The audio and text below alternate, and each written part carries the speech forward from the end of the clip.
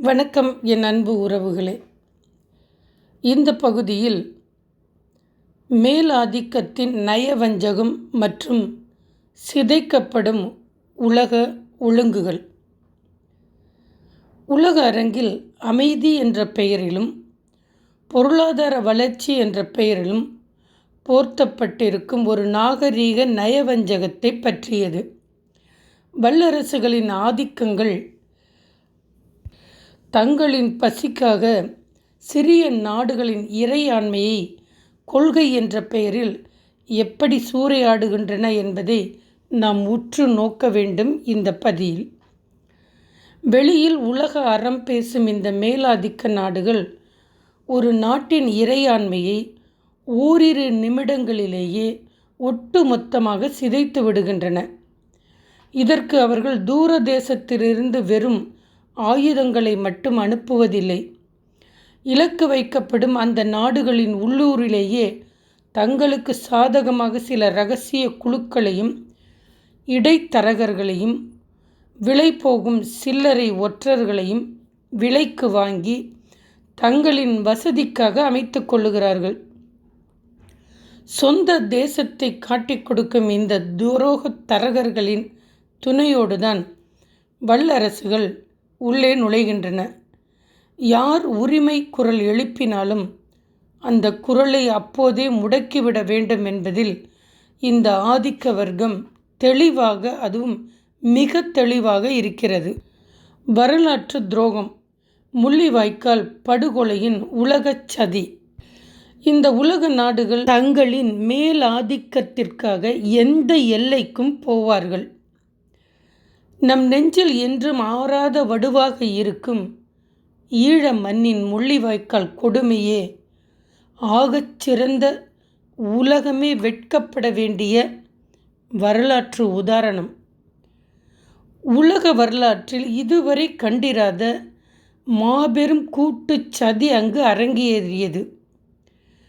40 முதல் 50 உலக நாடுகள் ஒன்றிணைந்து ஒரு மிக சிறிய பரப்பளவில் வைத்து லட்சக்கணக்கான அப்பாவி தமிழ் மக்களையும் உலகத் தமிழரின் ஒற்றை தலைமையும் துடிக்க துடிக்க வதைத்து கொன்றார்கள். இது வெறும் உள்நாட்டு போர் அல்ல, உலக அரங்கில் திட்டமிட்டு நடத்தப்பட்ட மாபெரும் சூழ்ச்சி.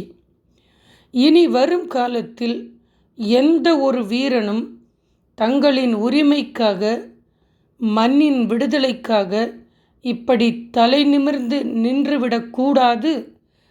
தமிழரின் ஒற்றை குரல் உலக அரங்கில் ஒலித்துவிடக்கூடாது என்பதற்காகவே அந்த மாவீரனை ஒடுக்க உலக நாடுகள் அனைத்தும் ஒட்டுமொத்தமாக ஒன்று கூடி நின்றன.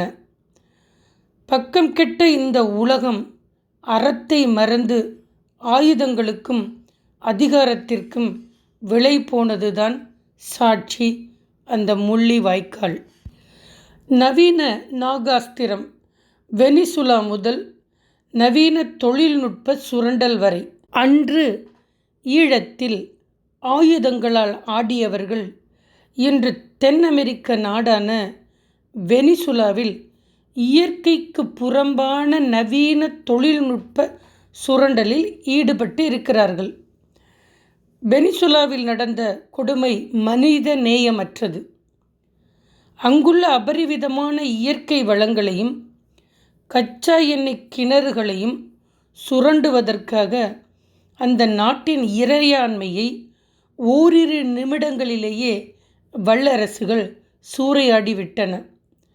அங்குள்ள மக்களை குலையச் செய்து வறுமையில் உறைய வைத்து நாட்டை அடிமைத்தனத்திற்குள் தள்ளியிருக்கிறார்கள். நமது புராணங்களில் ஒரு கதை வரும். நாகாஸ்திரம் என்ற ஒற்றை ஆயுதத்தை ஏவினால் ஒட்டுமொத்த இனமும் அடியோடு மடிந்துவிடும் என்று கூறுவார்கள். இன்று மகாபாரதத்து காலத்து கிருஷ்ணனும் இல்லை, அர்ஜுனனும் இல்லை. ஆனால் அந்த புராணத்து நாகாஸ்திரத்தை வல்லரசுகள் தங்களின் கைகளில் எடுத்துள்ளன. இன்று அவர்கள் ஏவும் நாகாஸ்திரம் என்பது நவீன தொழில்நுட்பம், சைபர் போர்கள், பொருளாதார தடைகள் மற்றும் செயற்கையான இயற்கை சீற்றங்கள் இந்த நவீன நாகாஸ்திரத்தை ஏவி ஒட்டுமொத்த நாட்டின் பொருளாதாரத்தையும் பூமியையும் முடக்கி மக்களின் அடிமைத்தனத்தையே தங்களின் ஆதிக்கத்தின் வெற்றியாக உலகெங்கும் விதைக்கிறார்கள். தற்போதைய அவல நிலை துரியோதனர்களின் கைகளில் உலக ஆட்சி. இன்றைய உலகத்தின் தற்போதைய அவல நிலை என்ன தெரியுமா? உலக ஆட்சி முழுவதும் துரியோதனர்கள் கையில் சிக்கி தவிக்கிறது. இது தர்மத்திற்கான களம் அல்ல. துரியோதனர்களின் குடும்பத்துக்குள்ளேயே நடக்கும் அதிகார பசி மோதல். இந்த மேலாதிக்க நாடுகள் தங்களுக்குள் அடித்து கொள்ளுகின்றன, உலகை சிதைக்கின்றன. இங்கே தர்மத்தை தட்டி கேட்க கிருஷ்ணரும் இல்லை, வில்லேந்தி மக்களை சீர்படுத்த அர்ஜுனனும் இல்லை. மேடைகளுக்கு பின்னால் திரைமறைவில் குதிரை பேரங்களும் வஞ்சக ஒப்பந்தங்களும் தரகர்களின் சூழ்ச்சிகளும் மட்டுமே நடந்து கொண்டிருக்கின்றன. சொந்த நாட்டு மக்களை சாகடிப்பதற்கும் காட்டிக் கொடுப்பதற்கும் நரிகள் மாறி வலம் வருவதற்கும் இங்கிருக்கும் ஆட்சியாளர்களும் அதிகார வர்க்கத்தினரும் துணிந்து விட்டார்கள்.